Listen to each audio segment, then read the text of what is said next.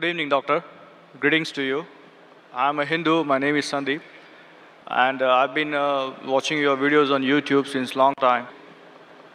Being a Hindu, I do respect other religions. I do respect Allah, Prophet Muhammad. I started my school in my childhood in a Catholic school, where I was taught about Bible and Christianity and Lord Jesus. And later on, after fifth standard, I came to know about my own religion, being born in a Hindu family. And today, I do at times get attracted towards other religions. Okay, there is some common link between all religions. I have a basic question to you, doctor. Basically, I am from the science background, a pharmacy guy. Today, I'm authorized financial consultant. So, today, what I look out there in the market is many religions exist on planet Earth. If human being is the same, if human organs are the same, if the human body system follows the same heartbeats, blood flow, the same blood, the same ears, the same nose, if everything is the same, the creator has to be the same, the supreme power is the same. So if the supreme power is the same, why do so many religions exist on earth today? What is going to be future now onwards? Because if I go as per theoretical books, as per history, before thousands of years, Hinduism existed. Then came Lord Jesus, then Prophet Muhammad, and now today, what I see in front of my eyes is there are many religions, and every religion has its own pros and cons. So, being a human, I get confused. I am a Hindu, I should respect my religion, as well as being a human being, I should respect other religions. So, what is the final truth, and what is going to the future for centuries ahead? The brother asked a very good question, that there are so many different religions. More than 4,000 years back was Hinduism. Then Jesus Christ, peace be upon him, came 2,000 years back, or Christianity. Then Prophet Muhammad, peace be upon him, came 1,400 years back. Some things are similar, some things are contradicting. There's so much of confusion. God, our creator, is one. Human body is the same. Creator has to be same. So why this confusion? It's a very good question. The reply is given in the Quran in Surah Al-Imran, chapter 3, verse number 19. It says, Inna Dina Indallahil Islam. The only religion acceptable in the sight of God is Islam. That is peace acquired by submitting our will to God. Almighty God only gave one religion to the human beings. As I said earlier, Almighty God has only sent one religion. But He has sent many messengers. When He sent messengers who got messages, by the passage of time, the message got changed. Again a new messenger came. He brought a fresh message. Again the people changed it. Again a new messenger came. It happened for many years, down the ages. But all the messengers brought, the basic message was the same. Almighty God, the last and final message was the Quran. Now you will ask me this question, that why did God reveal the Quran 1400 years back? Why didn't He reveal the Quran directly? Reveal the Quran directly? No confusion. You know, my son, he wants to become a doctor. He tells me, Father, Abba, why do you put me into nursery, then junior KG, senior KG, first standard? Why you put me in school? Directly put me into medical college. I said, son, if you want to be a doctor, first you have to go to nursery, pre-primary, primary school, secondary school, medical college, then you'll become a doctor. You can't directly enter a medical college because you won't understand.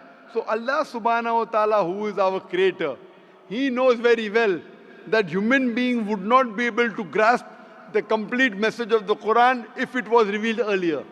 1400 years ago, Almighty God, who is our creator, He knows this time, the time has come where human beings can understand the message. So that's the reason previously He sent messages which were there but not complete because human being could not understand, could not grasp. As the message changed, He sent a new message, a new messenger. That's the reason all the messages that came before the Quran, they were meant for a particular group of people and meant to be followed for a particular time period. All the messengers that came before the last and final messenger, Prophet Muhammad Sallallahu Alaihi Wasallam, were only sent for a particular group of people and was meant to be followed till a new message came. Almighty God, He knew 1400 years ago was the time when human beings can understand the final message of the Quran. He revealed it. And He sent the last and final messenger, Prophet Muhammad, peace be upon him. Since Quran was the last and final message, it was not only meant for the Muslims or the Arabs, it wasn't meant for one particular group of people, it was meant for the whole of humanity. All the messengers that came before were meant for a particular group of people, and the message was supposed to be followed for a particular time period. Because Prophet Muhammad, peace be upon him, was the last and final messenger, he was not sent only for the Muslims or the Arabs, he was sent for the whole of humanity. But now today, you ask me, why are there different religions? Our Creator sent only one religion. We human beings kept on changing. But even in the corrupted form, I have a formula. I have a formula which will not antagonize any human being. I tell all these human beings, at least believe that there is one scripture which is 100% the word of God. So the Hindus would not mind agreeing, I believe Veda to be 100% word of God. The Christians would say, I do not mind believing Bible to be 100% word of God. The Muslim will say, I don't mind believing Quran to be 100% word of God. So I tell them, okay, now let us agree to follow what is common in all these scriptures. What is different, we'll discuss tomorrow. Let's not fight over the differences. Let us agree to follow what is common, and at least we'll be sure that what is common in all the three scriptures, this at least minimum is 100% the word of God. What is different may be the word of God, may not be the word of God. That we can discuss tomorrow. Now, when we do a research, and I being a student of comparative religion, I've studied the Vedas, I've studied the Upanishads, Bhagavad Gita, Bible, Old Testament, New Testament, Quran. Now, when I do research, I've come to know that all these scriptures say that there's one God. All the scriptures say that God has got no image, has got no photograph, no painting, no statue, no idol. All the scriptures say that Almighty God does not beget nor is He begotten. All the scriptures say that the last and final messenger to come is Prophet Muhammad, peace be upon him. I have quoted in this session many verses from Hindu scripture that Prophet Muhammad is the last and final messenger. I have quoted from the Bible. I have quoted from the Quran. So at least let us agree to follow what is common. Bible, Vedas, Quran, all three say that you should not have alcohol. And I've quoted that in my earlier answer. All three say that you should not gamble. All three say that you should not have pork. So let us agree to follow what is common. So you have to agree that there's one God. You have to believe Prophet Muhammad is the final messenger of God. You should not have alcohol. You should not have pork. To pray, we have to do the sujood. All these are common points. So I'm asking the question that if you say you are a Hindu and you say that you respect other religions, I'm asking the question, do you believe that there's one God? As per books, I do. Do you believe that idol worship is prohibited? That's a confusing area. It's very clear in the Hindu scriptures. Yajurved chapter 32 verse number 3, Na tasya pratima asti. Of that God there is no pratima, there is no photograph, no painting, no image, no idol, no statue.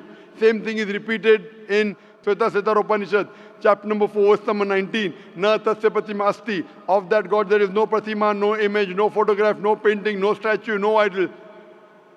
What's confusing, brother? I mean, today my knowledge is just like an infant.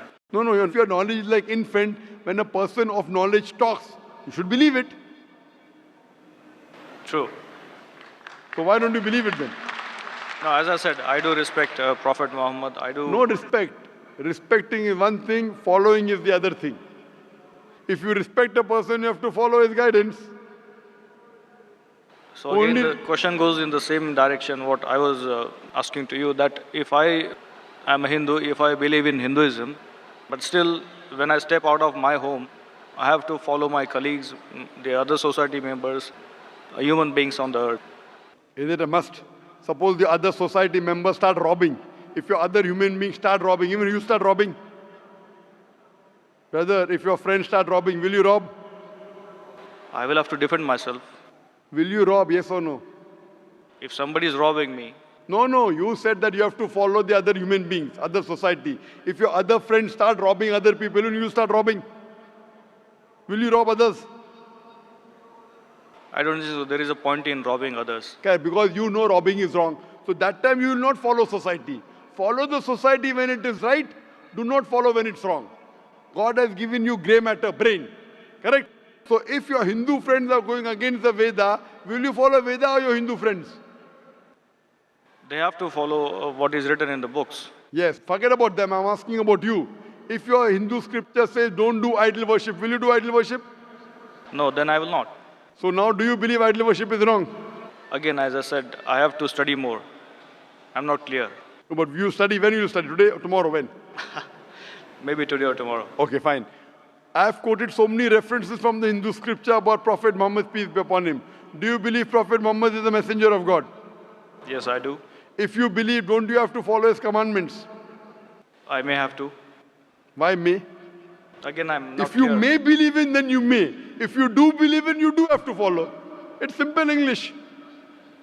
If you say maybe he is a messenger of God, then you can say maybe I'll follow him. When you say surely the messenger of God, then you have to follow him surely. Why? But, is Will it- a messenger of God deceive you? but again, do I have to be a Muslim to follow Prophet Muhammad? Or No, you Islam? have to be a good Hindu also. You have to be a good Hindu and a good Christian to follow Muhammad Sallallahu Alaihi Wasallam. That's where the whole thing If goes. you are not a good Hindu, if you are not a good Christian, you will never follow Prophet Muhammad Sallallahu Alaihi Wasallam. Because Hindu scripture says the Antim Rishi, the Kalki Avatar is Prophet Muhammad Sallallahu Alaihi Wasallam. I gave references, If you want, I can give again. Do you want me to give the references again of Prophet Muhammad in the Hindu scriptures? I did listen to your references. I need to go through them. Fine. So inshallah, go today. Tomorrow, I would give you the first chance. And there's a lady there. You too, I would give the first chance. Then I will call you a truthful person. Go today, Google, check on the net. I gave at least 100 references. There are more than 100 in my lecture. If you see, on Hindu scriptures, talking about Prophet Muhammad Sallallahu Alaihi Wasallam, talking about one God, talking not to have alcohol, not to have pork, not to gamble. What is different we'll discuss tomorrow. At least what is common we should agree. So when you're talking about getting human beings together, I'm giving you a formula which will not offend you. I'm not telling you follow that which is not mentioned in the Hindu scripture. I'm telling you follow what is mentioned in Hindu scripture and the Quran. 100% you will be a good Hindu, good Christian, and even enter into Islam.